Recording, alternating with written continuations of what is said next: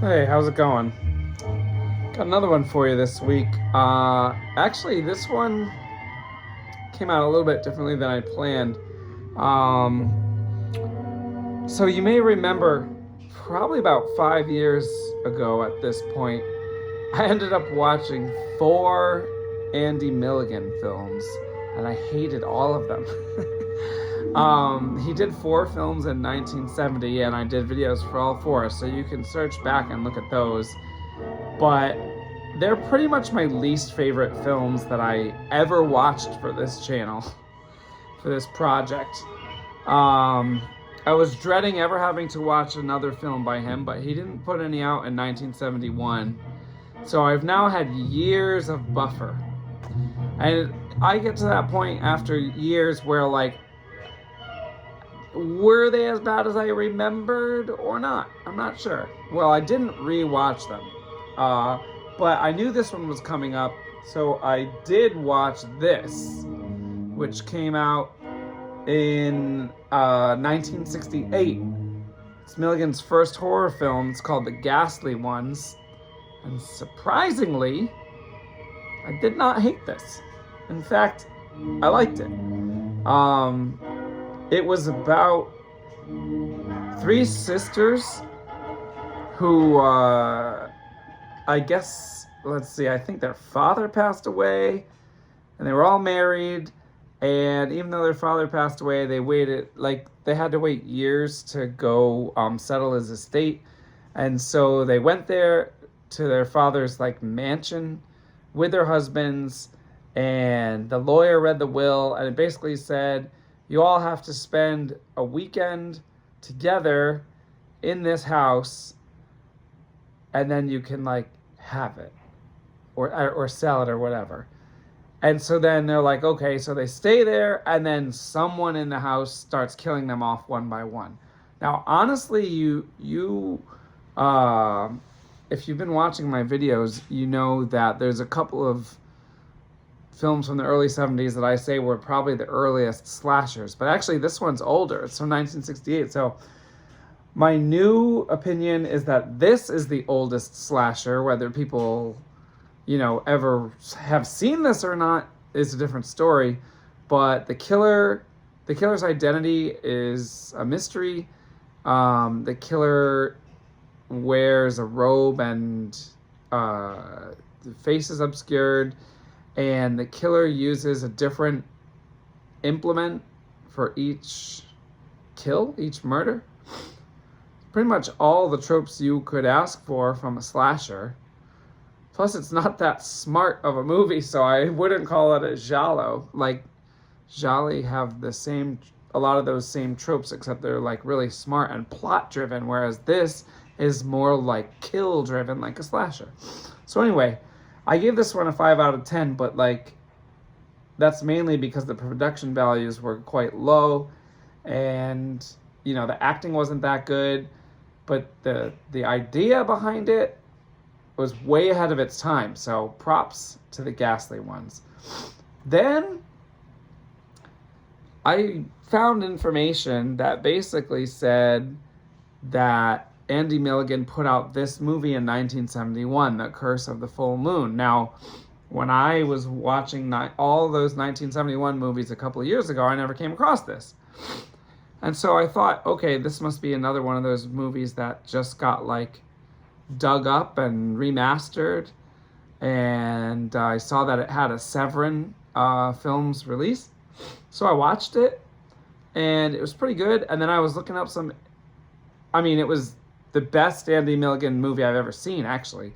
I gave it a 6 out of 10, and then I decided to look up the info, as I always do, and then it turns out that this is actually not a movie that ever came out in the 70s, and it was actually filmed in 1969, and before it ever got distributed, the distributor, William Mishkin, said that it needed more action. It is kind of slow. It's basically a melodrama that has werewolves as the characters. So, It was actually released in 1972 under the title The Rats Are Coming, the Werewolves Are Here, but the entire rat element was added at the demand of William Mishkin. So the werewolf story is something that Andy Milligan made and wanted to make, and then the rats got added. And so then the final product was this: The Rats Are Coming, the Werewolves Are Here. But I'm actually glad that I watched this Curse of the Full Moon cut. It's basically like a director's cut, but the director never made it.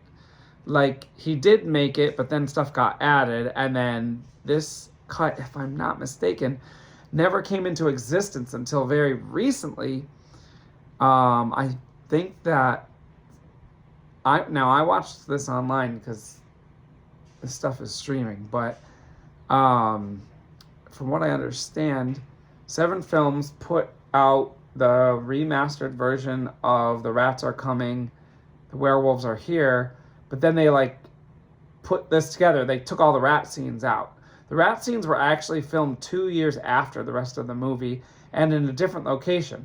This film was filmed in London when Andy Milligan went over there and made a string of movies in London.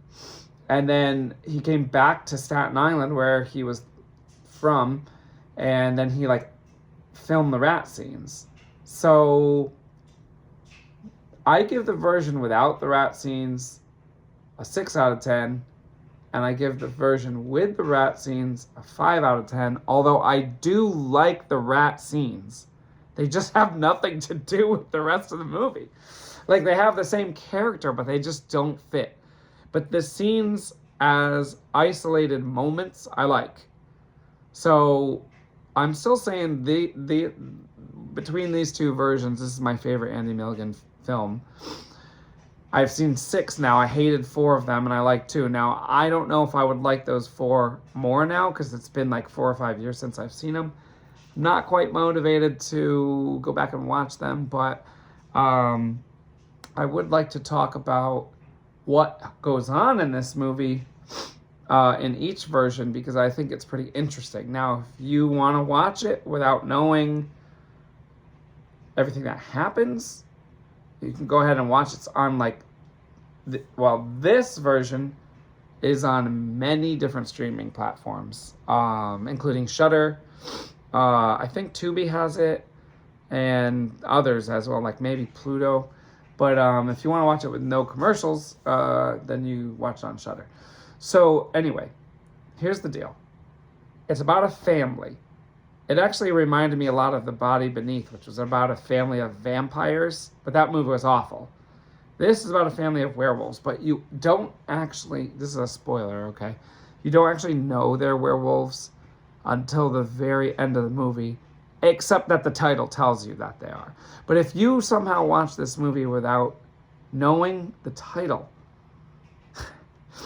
you wouldn't know they were werewolves until the last 12 minutes of the movie, which is kind of weird. So it's about this family. There's a father. There are 2 daughters and 2 sons. The daughters and sons are adults. You've got the one son that basically seemed normal. Sorry, there's 3 daughters and 2 sons. The one son seemed normal. Then you have the oldest daughter, who they say in the movie is 39, but she looks like she's at least 50. But they say she's 39, so whatever. And then there's 2 younger daughters. The middle daughter, I'm trying to get the name straight. The middle daughter, I forget the name, but she's nuts. She's totally nuts. And they make her even more nuts in this rat version. Because, well, anyway, she basically tortures the younger brother. The younger brother is also completely crazy, but the younger brother basically acts like an animal. All the time. He just acts like an animal. He lives in this room where they chain him up. They chain him up in this room, and he's got a bunch of live chickens and live rabbits just in the room with him. And that's really happening in the movie. Anytime there's a scene in that room, there's chickens flying in the way of the cameras, jumping and squawking and clucking, and they never explain why. Like, he eats them, I guess. I guess that's the idea, is that he eats them. But they don't really explain, like, why they're there. I think it's only explained in the rat version, but in the other version they don't explain it. So anyway, his name's definitely Malcolm, and then one of the daughters the oldest daughter is Phoebe, and then there's Veronica, which I believe is the youngest daughter, and I forget the middle daughter's name, although she's probably in it. Well, I guess Veronica's in it the most. They're all in it a lot. So the deal here is that they all just live in the house except for Veronica, the youngest one. And Veronica was allowed to go to college, like outside of the castle that they live in. And the reason was because she needed to get a medical degree so that she could come back and basically like help her father continue his experiments, which you find out towards the end of the movie is prolonging their lives eternally. So they say towards the end of the movie, the father says he's like 300 years old, or 180 years old, I think.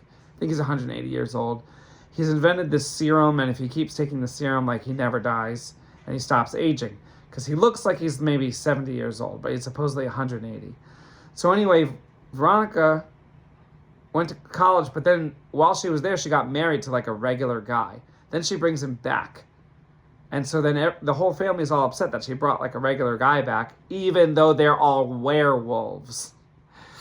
And also they basically been saying like they shouldn't really like reproduce, because if they do, they're just like bringing more werewolves into the world. But Veronica wants a baby. So anyway, that's what it's about. Now what's funny is in the rat version, there's like, so that middle daughter, the middle sister, is like totally nuts, and she like abuses the younger animalistic brother. And so in this version, she like goes and buys a bunch of rats. And there's a little scene where she's torturing a rat, which I did not like that because it was like real. But then after that, she goes and buys a bunch of rats, and the guy that sells her the rats is Andy Milligan. Now, he's never been in any of his own movies before, but like, I think in order to like satisfy the distributor, they had to add this scene, and like I don't know if he couldn't get anyone else to play the part or what. So he plays this animal salesman, and that's where he explains that Malcolm like needs chickens and rabbits, and he like kind of looks like a human rat. I don't know what the deal is. And he explains that the rats had chewed off his arm when he was like drunk. He like fell asleep next to the rats, and the rats chewed off his arm, and they chewed off part of his face, and so he looks all deformed, but he kind of looks like a rat. So that is a really entertaining sequence that doesn't really fit into the movie, but on its own, it's really entertaining. So he also talks in like a funny voice. It's really amusing. He also plays, actually you can see here, this is Andy Milligan playing the rat salesman, or the animal salesman.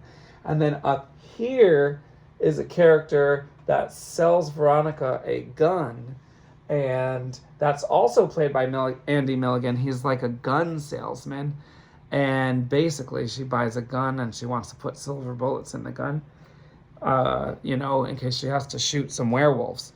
So all in all, this movie is wacky. Like, the ideas in it are wacky, although there's not a lot of action. Like I said, you don't even find out they're werewolves until like the last 12 minutes, and then they don't even turn into werewolves until like the last 5 minutes.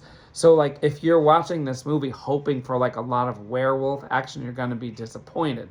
But if you know that going in, it's not bad. Like, to me, the story was really interesting.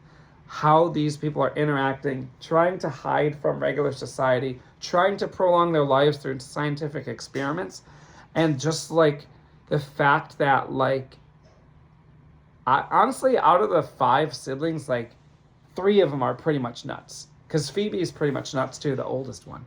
So And honestly, Veronica's, I mean, they're all crazy except for the one brother. They're all crazy. So seeing these crazy family members interact was interesting to me. And considering that The Body Beneath had crazy family members, and I think the Ghastly Ones was crazy family members, I'm getting the idea here that Andy Milligan, like, wanted to make movies about crazy families, but then he just made them into horror movies, possibly to sell more tickets or whatever. But it seems like he really wants to be making these like family movies, and then he just like throws vampires or werewolves or killers in there. I feel like, I'm starting to appreciate him more, certainly more than I did before. I mean, I thought he was just awful. Like, I thought he was the worst filmmaker of the 70s before, and he might be. Maybe he is. I can't think of anyone else that made 4 movies I really disliked in the horror realm of the 70s. So, he probably is the worst, but at the same time, not that bad. Because he made this, and this is interesting. So, I guess that's all I'm going to say about it. But I would probably watch it again, to be honest. It's pretty interesting.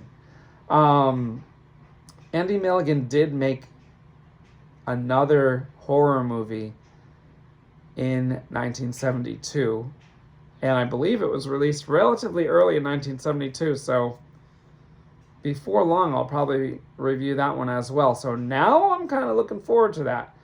It is about someone with 2 heads, which I'm into that. I've seen a few other 2-headed monster Frankenstein type movies where a mad scientist grafts 2 people together or grafts a head, and I always like those.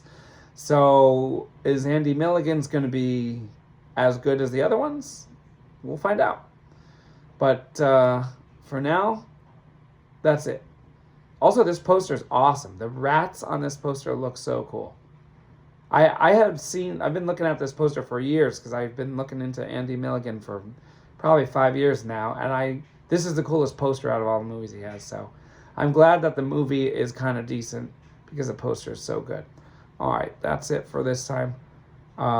Next movie I'm gonna do might take a little while because it's a big one. If I go in the order I think I'm gonna go in. All right, we'll see you then. Take care.